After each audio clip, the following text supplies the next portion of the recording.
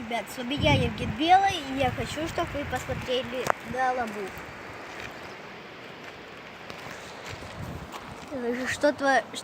Что вот творится с Лабой? Когда мы приехали, я хотел про рыбалку снять видео. Мы видели то, что я видел то, что проплывало два дерева. Вон на том берегу мы сидели, рыбачили. И уже вот там проплывали деревья. Как вы поняли, творится наводнение. Потому что все никак не ждали. Вода была грязная, поэтому мы не наловили ничего.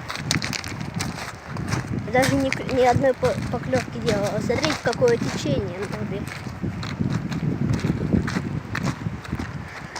И все это наводнение. Смотрите. Если преувеличить, то там видно деревья застрявшие.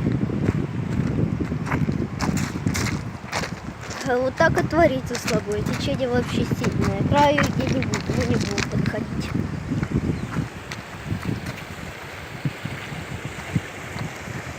Ой, здесь было отличное место для рыбалки, его затопило.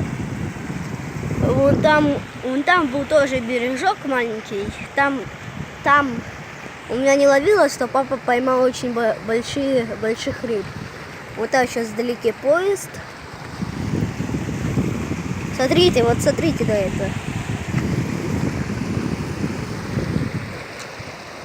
Вот так и все и происходит. Ну тут вообще тихо.